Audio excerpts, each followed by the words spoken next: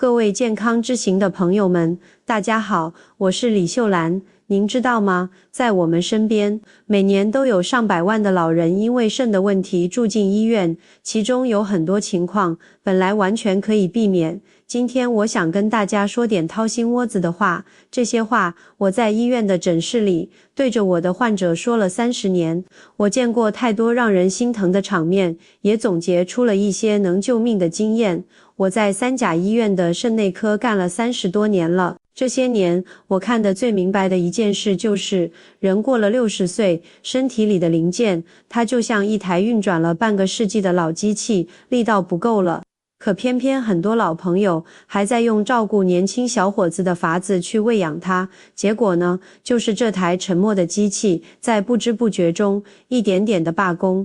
今天我就跟您聊聊那些最熟悉的水果，我要告诉您哪3种水果看起来健康，却可能在悄悄夺走您肾脏的寿命，哪3种水果才是肾脏真正的救命恩人。最后，我还要给您5条保命的铁规矩，那我请您一定要耐心把下面的话看完。咱们先来说说那3种最需要警惕的水果。很多老朋友可能会觉得，水果吗？树上长的，地里结的，纯天然的东西，能有什么坏处？多吃点，只有好处没有坏处。这个想法我特别理解。但是我今天必须告诉您一个有点残酷的事实，60岁以后，您的身体，尤其是肾脏，真的不是60年前那个状态了。有些水果，年轻时候吃着活蹦乱跳，现在吃，搞不好真的会惹上大麻烦。我先说第一个，柿子。一说柿子，可能北方的朋友更熟悉，秋天黄澄澄，软糯糯的，看着就喜人。但就是它，每年都要送不少老人进急诊室。我记得去年秋天，天气刚转凉，急诊室就来了一位老阿姨，70岁上下，穿着件素净的毛衣，疼得腰都直不起来，脸上一点血色都没有，冷汗把额前的白发都打湿了。我拉着她，仔细地解释，柿子里面啊，有一种东西叫鞣酸，这东西有个特别的脾气，一遇到咱们胃里的胃酸，就像水泥碰上了水，会很快的凝固、变硬、结成一块。年轻人胃里酸水足，肠胃蠕动也有劲，就算形成个小疙瘩，也能慢慢的给推下去。万幸的是，送来的还算及时，我们可以用胃镜伸进去，把这个石头弄碎。要是再拖上几个小时，石头更大更硬，可能就免不了要开刀了。所以啊，通过这件事，我逢着老年患者就要唠叨一遍，柿子再甜再诱人，过了60，尤其是空着肚子的时候，千万别碰。如果您实在馋这一口，记住3个字，吃软的，饭后吃，长一点，一次最多吃半个，而且一定要等吃完饭2小时以后，挑那熟透的、软糯的吃，那种涩口的生柿子绝对不行。就在上个月，急救车送来一位老大爷，姓李，62岁，退休前是位老师，特别讲究养生。他有个雷打不动的习惯，每天早上锻炼完身体，回家第一件事就是吃2根香蕉。他的理论是补钾啊，对心脏好。电视上的专家都这么说，结果那天早上，他像往常一样吃完香蕉，突然就觉得心慌的厉害，心里头扑通扑通乱跳，好像要跳出嗓子眼，接着手脚开始发麻，从手指头尖一路麻到胳膊肘，连嘴唇周围都麻麻的。老伴一看情况不对，赶紧叫了救护车。送到医院的时候，李大爷脸色惨白，喘气很急，心跳一会儿快得像打鼓，一会儿又慢得让人心焦，完全乱了套。我问他平时都吃什么，他一边喘一边还很认真地说，我吃的可健康了，每天2根香蕉，补钾，对心脏好。一听2根香蕉这4个字，我头皮都麻了，立刻让护士抽血查电解质。果不其然，化验单上写钾那一项明晃晃的写着 5.8， 正常人应该在 3.5 到 5.0 之间，它已经严重超标了。我拿着单子跟李大爷说，老人家，您这不是在养生，您这是在给您的肾脏安排加班，而且是日夜不休的那种突击加班啊！李大爷非常不解，甚至有点委屈。可是香蕉不是补钾的吗？怎么补出问题来了？我搬个凳子坐在他床边，慢慢给他算账。一根中等大小的香蕉，里面大概含400毫克左右的钾，您吃2根就是800毫克。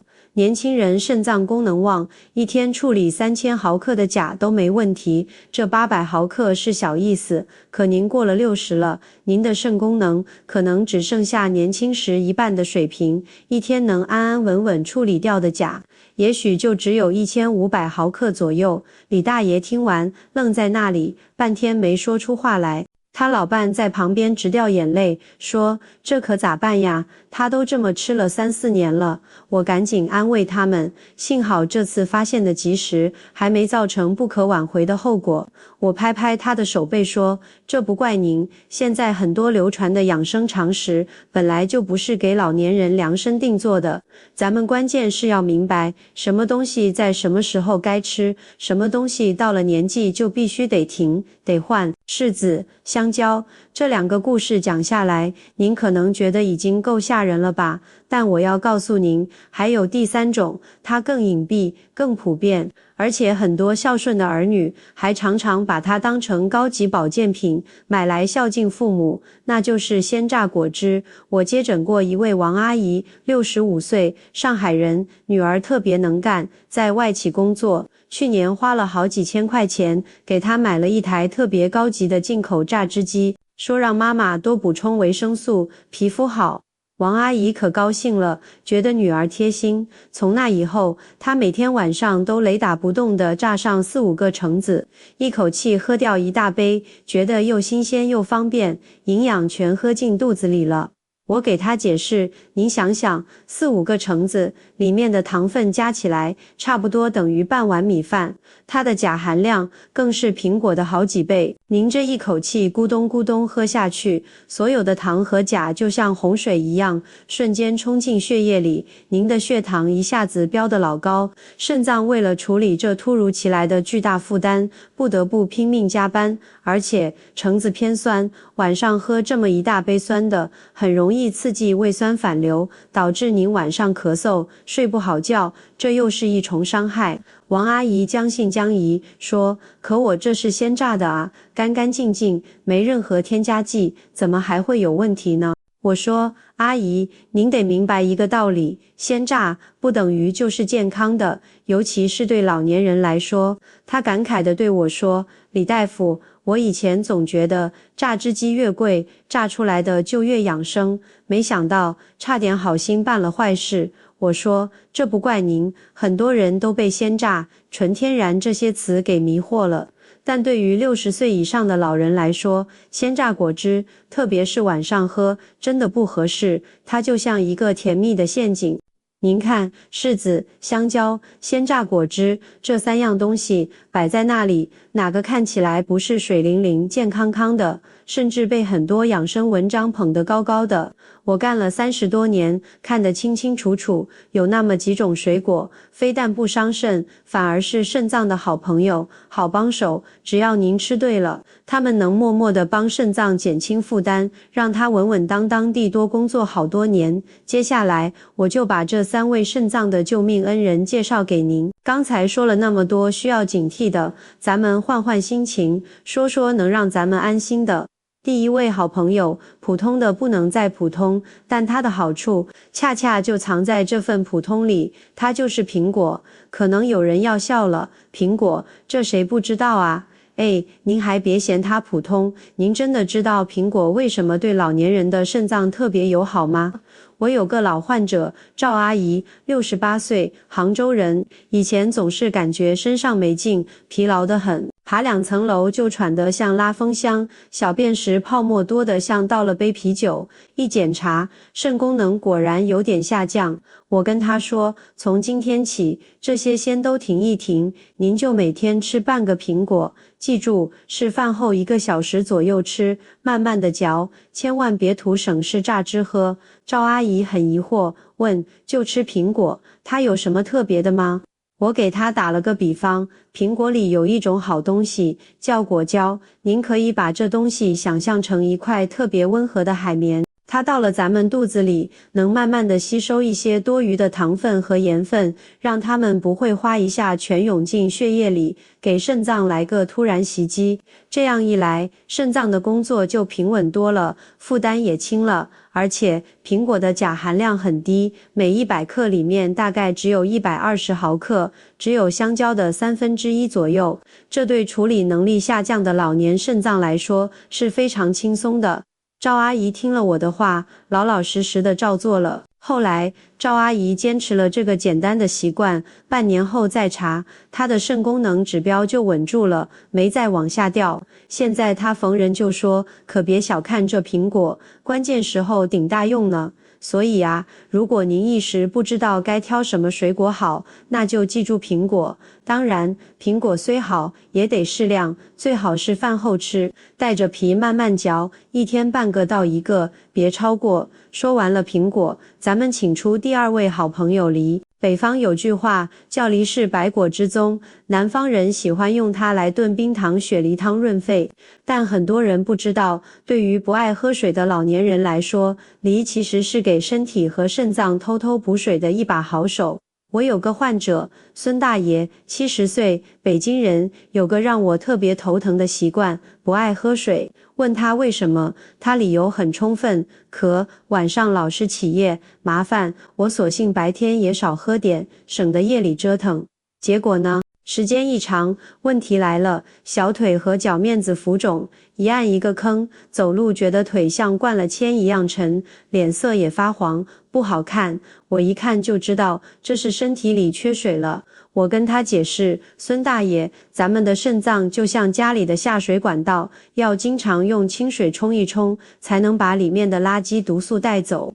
您老不喝水，管道里的水不够，垃圾冲不出去，不就都淤积在身体里了吗？这腿肿、脸黄就是这么来的。他一摊手，可我确实不觉得渴啊，喝不下去白水，怎么办？我说，好办，您不爱喝水，咱们就吃水，您试试吃梨。梨这东西水分特别足，含量能到87%以上，您吃一个不大不小的梨，差不多就等于喝了快半杯水。而且梨里面还有一种叫木犀草素的成分，对肾脏里面的细小血管有好处，能减轻一些炎症，也算是对肾脏的一种保护。孙大爷将信将疑，说那就试试吧。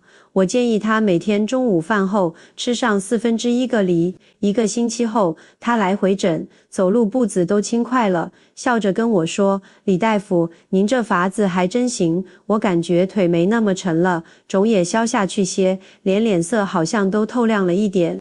最后，我要隆重介绍第3位好朋友，也是我个人非常推崇的蓝莓。可能有些老朋友会觉得陌生，觉得那是年轻人吃的时髦玩意。那我可得好好跟您说道，蓝莓是我给很多老年患者开的最多的一种零食处方。为什么我这么看重它？因为它不仅仅安全，更是实打实的能起到保护肾脏的作用。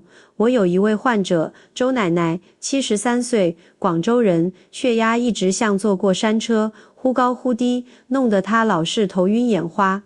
一检查，肾功能有轻度下降，身体里的炎症指标也偏高。我当时就跟她说，周奶奶，您试试每天吃一小把蓝莓，就当零嘴，慢慢的嚼着吃。她看着我，有点不相信，就这么个小豆子，能管用？我告诉他，您可千万别小瞧它，蓝莓里富含一种叫做花青素的物质，这东西被现在的科学界认为是自然界里非常强的抗氧化剂。它就像一支精锐的修理工小队，能专门保护咱们肾脏里最细微的毛细血管，减轻那里的炎症和氧化损伤。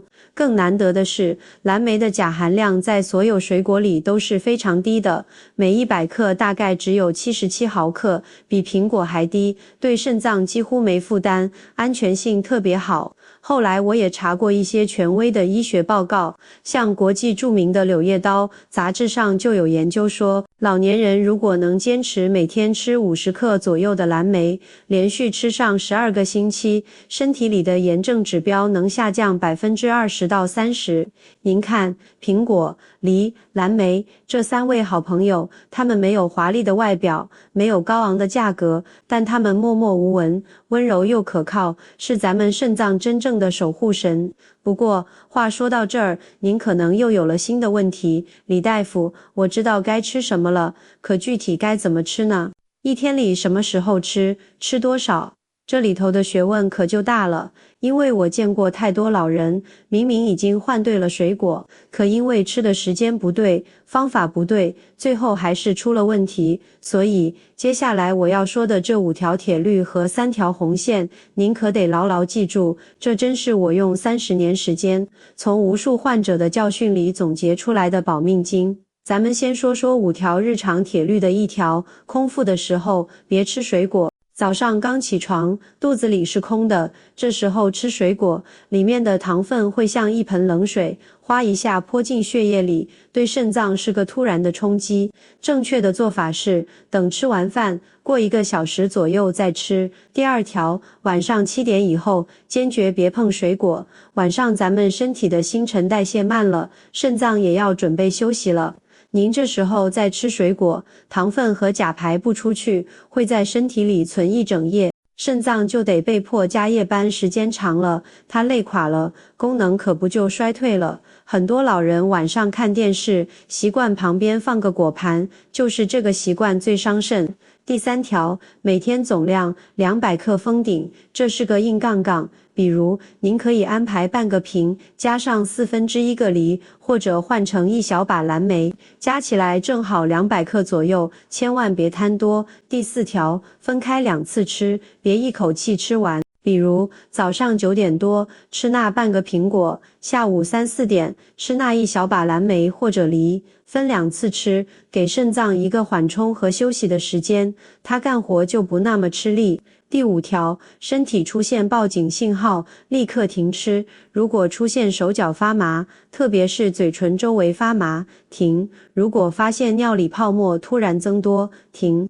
如果腿脚出现浮肿，停。先停了所有水果，赶紧去医院查查原因。记牢这5条，您的肾脏就能轻松一大半。但比这5条更重要的是下面3条保命红线。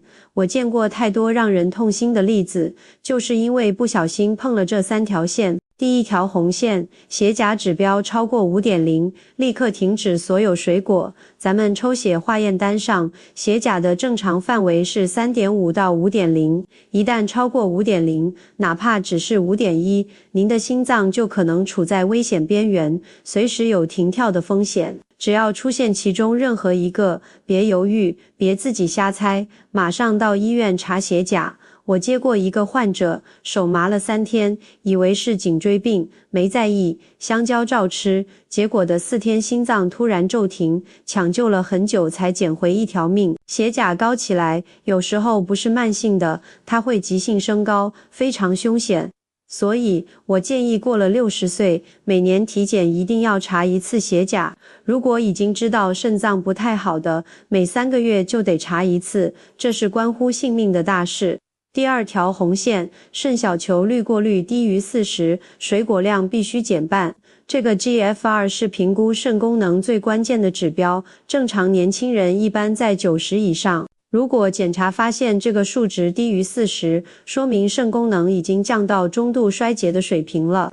这时候，哪怕是苹果、梨、蓝莓这些好朋友，您也得把量减下来，每天总量控制在100克以内，并且分3次甚至4次吃。我有一个印象很深的患者 ，GFR 只有35了，还觉得自己很注意，每天吃1个苹果。结果3个月后复查 ，GFR 跌到了28，医生已经通知他要开始做透析的准备了。他找到我，哭得不行，说：“李大夫，我明明已经很小心了，怎么还越来越差？”我一看他的饮食记录就明白了。我说：“您是小心了，可您的肾脏已经虚弱到连这点小心都承受不起了。所以，一旦 GFR 低于40，吃什么，吃多少，一定要咨询您的医生，制定个体化的方案，千万别自己凭感觉来。”第3条红线，正在服用保钾类药物，吃水果前必须问医生。很多常见的降压药、利尿药，像罗内酯、依那普利这类，它们本身就有让钾离子在体内滞留的作用，所以如果您或您的家人正在服用这类药物，吃水果前一定要拿着药盒子去问医生：“大夫，我吃这个药能吃水果吗？能吃哪种？最多能吃多少？”绝对不能自己猜，更不能觉得水果没事。我抢救过一个患者，就是吃着降压药，每天还喝一杯自榨橙汁，结果1周后就因为严重心律失常送急诊，血钾高到6.5，在抢救室待了1天1夜才缓过来。药物和水果的搭配，有时候真的是生死攸关。5条铁律管住日常的吃喝，3条红线守住性命的安全。听起来好像有点复杂，但其实做起来很简单。我给您编一个最省事的时间表，您照着做就行。早上6点起床，先喝一杯温水，慢慢喝。7点左右吃早饭，8点半到9点可以吃那半个苹果，慢慢嚼。中午12点吃午饭，下午3点半左右吃一小把蓝莓或者1/4个梨，晚上6点吃晚饭。晚上7点以后，除了喝水，任何水果都坚决不碰。您就把这个时间表打印出来，贴在冰箱上，全家人都照着这个节奏来，互相提醒。当然，如果您身体已经出现了一些比较明显的症状，比如小便时泡沫多得像啤酒，久久不散，腿肿的用手一按，一个好深的坑，半天弹不起来，或者以前爬3楼不费劲，现在爬2层就喘得不行，心慌气短。如果出现这些情况，您可千万别再拖着等着了，那可能就是肾脏发出的求救信号，马上到医院去查一个肾功能，弄清楚状况。发现问题早，咱们调整的余地就大，等到晚了，可能真的就只剩下透析这一条路了，那生活质量可就大打折扣了。好了，说到这儿，我今天想跟您分享的核心内容就差不多说完了。咱们一起回顾一下，3种需要警惕的夺命水果是柿子、香蕉和鲜榨果汁；3种能保护肾脏的奇迹水果是苹果、梨和蓝莓；5条日常必须遵守的饮食铁律；3条关乎性命的绝对红线。这些不是冷冰冰的医学条文，是我李秀兰30年来从一张张病床前，从一次次紧急抢救中，从无数患者和家属悔恨的泪水里慢慢摸索总结出来的活生生的经验。我见过太多本来可以避免的悲剧，就是因为不懂这些简单的道理，最后无奈地躺上了透析床，每周要去医院2-3次，生活失去了很多色彩。但我也同样见过更多令人欣慰的例子，就是那些听进去了、认真照做的老人们，他们的肾功能稳住了，甚至一些指标还有了可喜的好转。就像我之前提到的张阿姨，70岁了，听了我的建议，就把水果换成了苹果和蓝莓，每天定时定量，晚上坚决不吃。半年后复查，他的肾小球滤过率从45升回到了52，虽然还不是完全正常，但这个趋势让人特别高兴，他自己更是乐得合不拢嘴。还有那位因为吃香蕉得了高钾血症的李大爷，出院后真的把我说的那些话都记在了小本子上，每天吃什么，吃多少，都严格对照着来。半年后再见他，血钾一直稳稳地待在正常范围，心脏也没再乱跳过。他感慨地跟我说，李大夫，我现在算明白了，真正的养生不用花什么大钱，关键就是管住这张嘴，知道什么该吃，什么不该吃，心里有本明白账。如果今天健康之行频道分享的这些话，您觉得对您有一点点帮助，那么我请您做3件小事。第一件，今天晚上您就去打开家里的冰箱看看，把那些香蕉、橙子这类高钾水果，在包装上贴个小纸条，提醒自己少吃。第二件，请您动动手指，把这篇内容分享给您的长辈、朋友。第3件，可以在评论区告诉我一声，比如写一句李大夫的话记下了，或者为了家人健康已收藏。您的反馈能让我知道我的心血没有白费，真的帮到了大家。谢谢大家的收看，我是李秀兰，我们下期再见。